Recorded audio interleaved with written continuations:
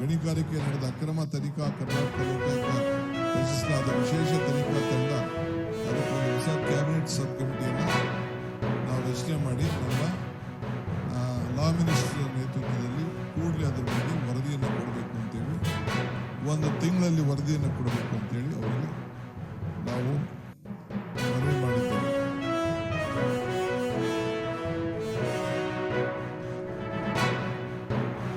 ನಮ್ಮ H K Patil ಅವರು cabinet sub committee chairman ಆಗಿದ್ದರು. ಅದಾದ್ಮೇಲೆ ಗೌರ್ಮೆಂಟ್ ಹೋಗಿದ್ರು.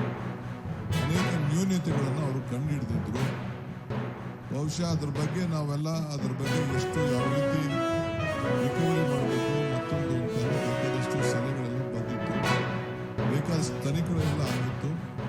ಈಗ ಮುಂದಕ್ಕೆ ಏನಾಗಬೇಕು, ನಮ್ಮ ರಾಜ್ಯದ ಹಿತವನ್ನು ಏನು ಕಾಪಾಡಬೇಕು, ನಮ್ಮ ಸಂಪತ್ತನ್ನು ಯಾವ ರೀತಿ ಕಾಪಾಡಬೇಕು ಅನ್ನೋ ದೃಷ್ಟಿಯಿಂದ ನಮ್ಮ ಲಾ ಮಿನಿಸ್ಟರ್ಗೆ 1 ತಿಂಗಳೊಳಗಡೆ ಅದ್ರ ಬಗ್ಗೆ ಒಂದು ರಿಪೋರ್ಟ್ ಎಲ್ಲ ಸಬ್ಮಿಟ್ ಮಾಡಬೇಕು ಅಂತೇಳಿ ಅವರು ಕ್ಯಾಬಿನೆಟ್ ಅವರಿಗೆ ಅವಕಾಶವನ್ನು ಕೊಟ್ಟಿದ್ದಾರೆ.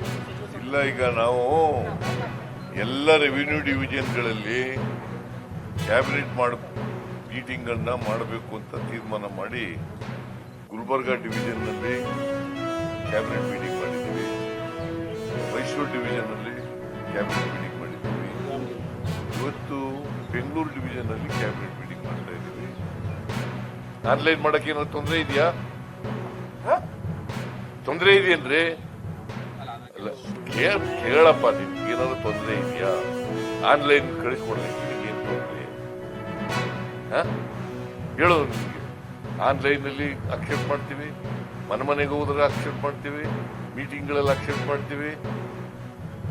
ಯಾವ್ದಾದ್ರು ಈ ದಾರಿಗಳಲ್ಲಿ ಯಾವ್ದಾದ್ರು ಒಂದು ದಾರಿನಲ್ಲಿ ನೀವು ನಿಮ್ ಜಾತಿ ಹೇಳ್ಕೊಂಡು, ಅದು ಪರಿಶಿಷ್ಟ ಜಾತಿ ಮಾತ್ರ. ನೋಡಪ್ಪ, ನಿಮಗೆ ಮನೆಗೆ ಬಂದಿರ್ತಾರೆ, ಅಲ್ಲಿ ಕೊಡ್ಲಿಲ್ಲ ಅಂತಂದ್ರೆ ಅಂಟಿಸ್ಬಿಟ್ಟು ಹೋಗ್ತಾರೆ. ಹೇಳದೆ ಹೋದ್ರೆ ಜಾತಿ ಹೇಳದೆ ಹೋದ್ರೆ ಅಂಟಿಸ್ಬಿಟ್ಟು ಹೋಗ್ತಾರೆ.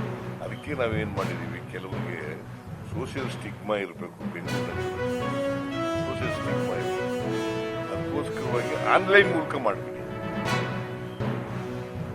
ನಿಮ್ಗೆ ಯಾರು ಗೊತ್ತಾಗಲ್ವಲ್ಲ, ಯಾರು ಕೇಳೋದಿಲ್ವಲ್ಲ, ಆನ್ಲೈನ್ ಮೂಲಕ